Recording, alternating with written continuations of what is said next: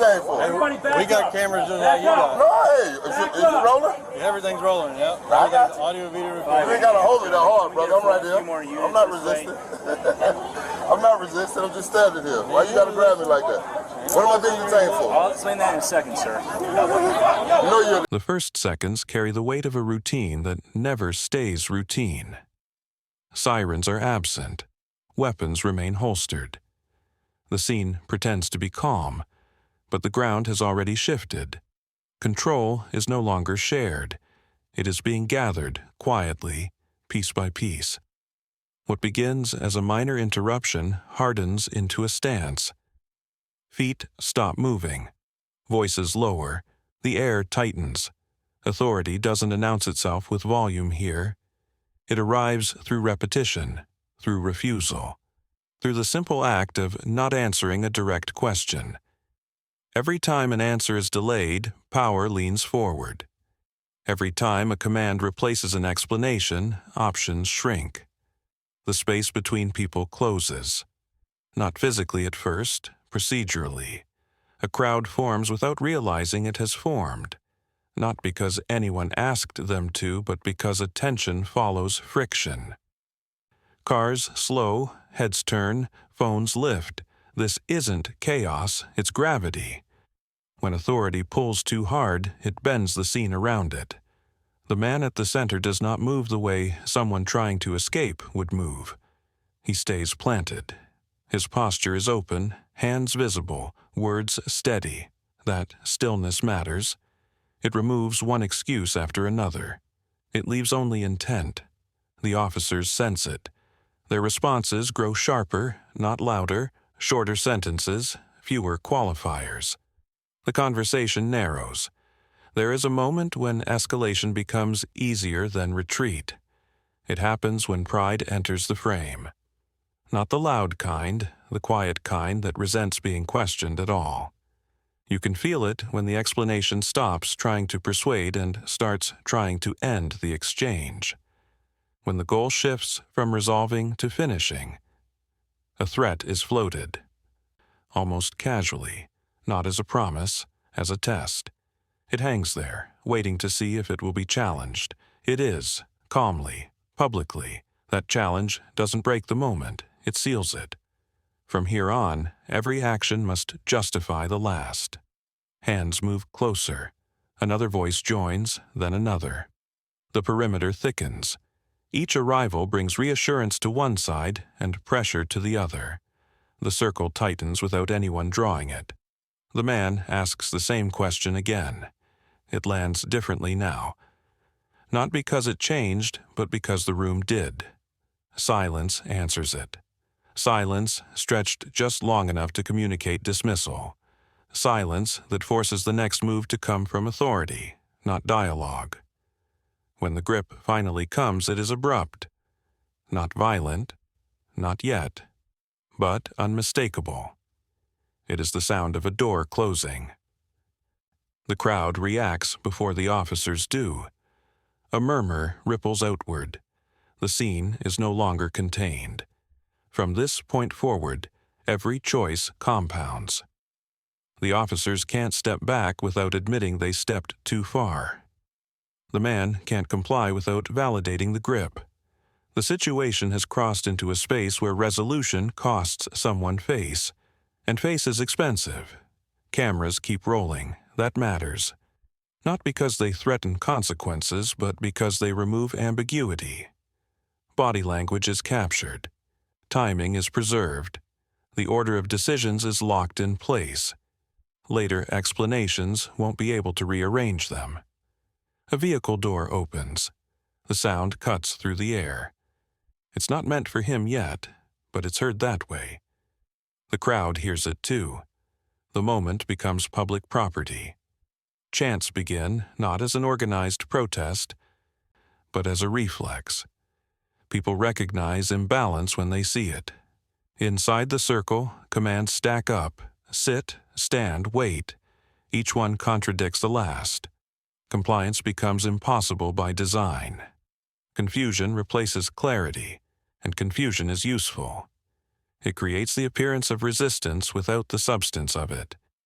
The man's voice remains steady, but it has changed. Not louder, more precise. He is marking the record now, naming what is happening as it happens. Not to persuade, but to document. The officers hear that shift. One of them glances away, another doubles down. When restraints click into place, the sound is final. Metal does not negotiate. The crowd reacts sharply this time. The chant hardens. The officers move faster, less coordinated. Urgency replaces control. The vehicle receives him like an answer already decided. Doors close. The world narrows to a back seat and a window. Outside, the scene continues without him, but the damage is done. What could have ended roadside now has an address. As the car pulls away, the officers speak in shorter bursts. Radio codes, locations, logistics. The language of process returns, but it can't erase the moment that set everything in motion. The decision has been made, the path chosen. From here, the story is no longer about a stop. It's about ownership of a mistake, and whether authority will absorb it or pass it along to everyone watching. Transport changes everything. Distance turns heat into procedure. The roadside crowd disappears, replaced by a sealed interior and the low hum of motion. The urgency fades, but the tension doesn't. It settles. It waits. Inside the vehicle, the imbalance becomes clearer. One person restrained, another unencumbered. The conversation continues, but it no longer decides anything. Decisions have already been made. Words now serve a different purpose. They justify, they soften, they explain after the fact. The man asks again for clarity, not because he expects it now, but because repetition exposes absence. Each unanswered request becomes evidence of its own. The officer responds with rehearsed calm, not hostile, not apologetic, neutral. Neutrality can feel like dismissal when someone is restrained. The camera angle is unforgiving. It records posture, not intent. Tone, not motivation. Small gestures matter here. A glance at the mirror. A pause before speaking. These details will later be read frame by frame. Everyone involved knows it, even if they pretend otherwise. Arrival brings a new set of faces. Fresh uniforms, fresh confidence. The energy shifts again. The earlier officers are no longer alone with the decision. Responsibility begins to diffuse. That diffusion is a relief to some, a threat to others. Requests for oversight surface. They are acknowledged without urgency. Time stretches. Waiting becomes a tactic. The longer someone remains restrained, the more normal it seems. The extraordinary settles into routine. When a higher-ranking figure appears, the expectation changes. This is the moment where things often reverse, where a quiet conversation off camera resolves what shouldn't have escalated. But that reversal doesn't come. Instead, the process continues uninterrupted. Momentum wins. The man's status begins to surface, not as a boast, but as context. It changes the room. Not because it grants immunity, but because it exposes assumptions. Recognition flickers across faces. Some freeze, some bristle. The earlier decisions look different now, and everyone knows it. The response is not to undo, but to finalize, to move faster, to get ahead of the story by finishing it. Paperwork becomes a shield. Doors open and close. Steps echo down corridors. In holding, time behaves strangely. Minutes feel longer. The man sits, still composed, but the humiliation has landed. Not dramatic, quiet, the kind that lingers.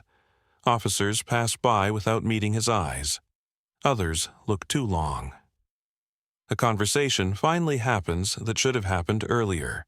It is calm, measured, too late. The acknowledgement is subtle, but it's there. A recognition that this did not need to go this far, that it shouldn't have. But systems are not built to reverse themselves easily. They move forward, even when they're wrong. Especially when they're wrong. Admitting error creates ripples.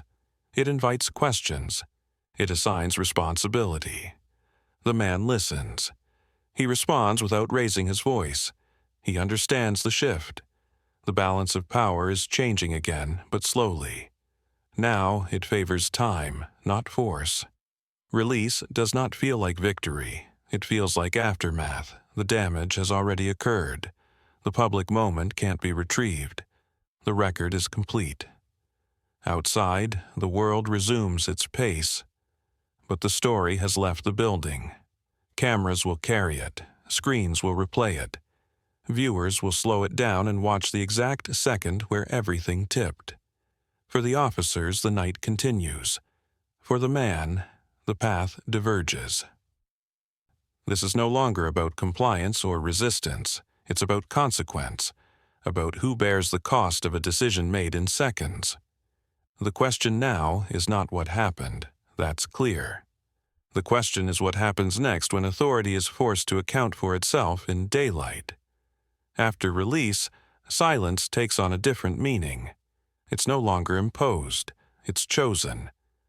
The man steps back into public space carrying something heavier than restraints ever were. Memory, proof, a timeline. In the days that follow, the footage circulates, not all at once, in fragments. Clips shared without commentary at first. Viewers fill the gaps themselves. They notice the pauses, the unanswered questions, the moment the grip replaces dialogue. Context emerges, not as defense but as contrast. The man's public identity reframes the encounter without changing it. The actions stand on their own. That's what makes them difficult to dismiss. Statements are prepared. Language becomes careful, passive.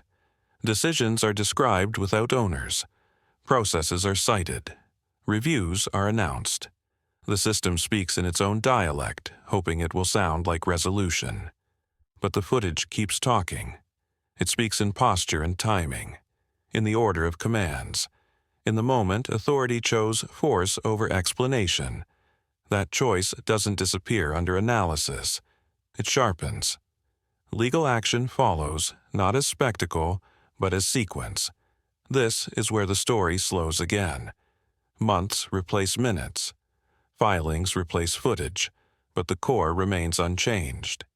The initial decision is still there, waiting to be judged. For the officers involved, routine becomes cautious.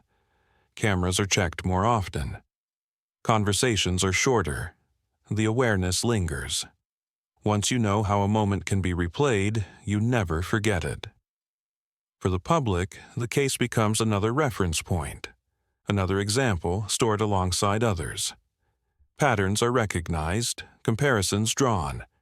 The discomfort grows not from outrage, but from familiarity. Resolution, when it comes, is procedural. Charges fall away, statements are issued. The system absorbs the shock and moves on. But the footage doesn't move on. It stays available.